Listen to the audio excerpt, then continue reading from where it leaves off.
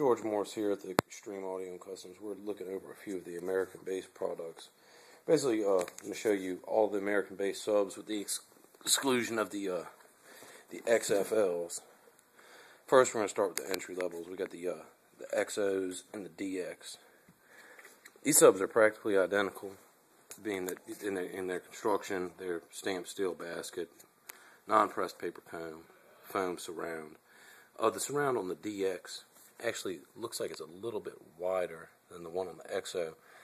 Their power handling is the same, 400 RMS, 800 peak.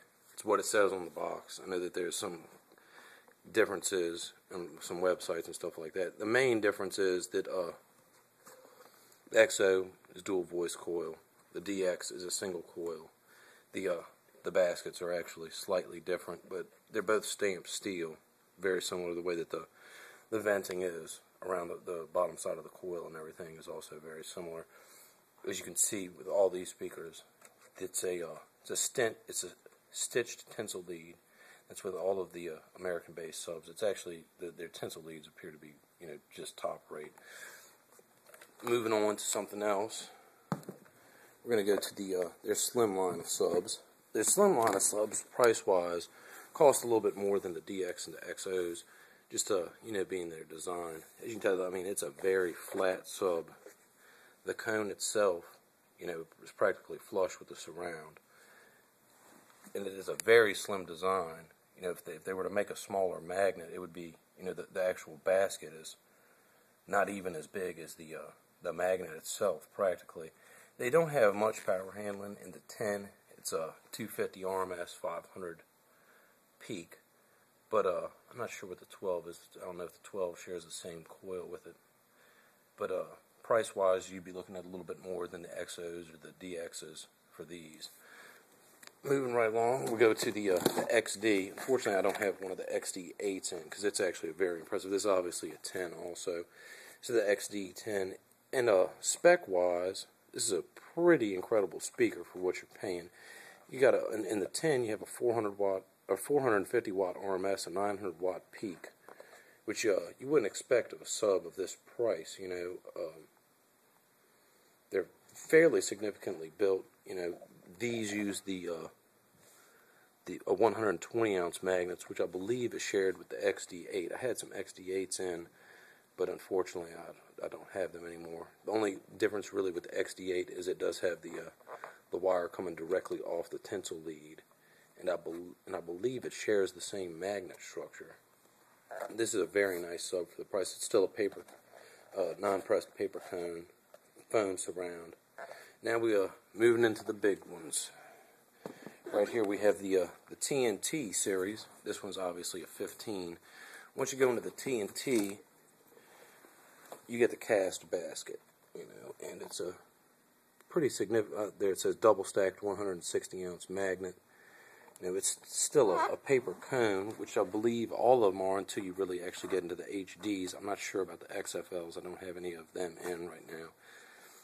The tinsel lead is doubled on it. In the 15, you'd be looking at a 700 watt RMS and a 1400 watt peak. Oh no, excuse me. You'd be looking at a 600 watt RMS and a 1200 watt peak. I don't believe that's actually correct, though. I've seen a lot of conflicts of what they say that the power handling is. Actually, the box itself says 1600 watt peak, so I'd imagine an 800 watt RMS. It's a very nice sub for the price. I mean, you think, to get into something kicker or something like that, that would be an 800 watt RMS, the money that you would spend on it, you could practically buy 2 of these. And the next one up in the line would be the XFL, but we don't have any of those in stock. To move on up to one more step, we go up to the American-based HD. As you can see, it has a composite cone, really serious foam surround here, double stitched onto the cone. The tinsel leads, like I said, similar to the XD8. The wire goes directly to the coil. On all of them, the tinsel lead is stitched into the spider. This is a very serious sub here. I want to say I don't know exactly the magnet weight, but I want to say that's I believe it's 300-ounce magnet. It's pretty hefty, weighing in at about 40 pounds or so, probably a little bit better than that. And these are very impressive. It's a 2.5-inch voice coil, and you know, this is some top of the line stuff, man. I mean, it's really nice. I mean, it will produce some serious bass, and you know, it's a 1500 watt RMS and a 3000 watt peak. I was running them in my car at 2200 on them, you know, and there was really no problem with it. The people at with the manufacturer actually suggested the VFL1811 for them, you know, to get optimal performance out of them. So, I mean, they can really handle the abuse. I don't know if anybody will want to warranty them for you, but they can really handle it. Now we're going one step up. We're going to the new, real big dog in town. This is the American-based VFL1811. This is a very serious sub, and like the other premium subs by American-based, it does have the tinsel leads, you know, the wire soldered directly onto it. It's still a double-stitched tinsel lead. I don't know if you can see the coil from here, but it is a 4-inch voice coil. It's a 450-ounce magnet. You know, they're claiming 2,000 RMS, 10,000 peak. We're going to be running this one, actually, we're going to be putting two 2200 watt VFLs on it. We're going to be running the two VFL 120.1s on it, and hopefully moving up to where we get the two of them. As you can see, it has the composite cone, nice shiny dust cap, similar to, you know, in construction it's very similar to the HD, with the big difference being the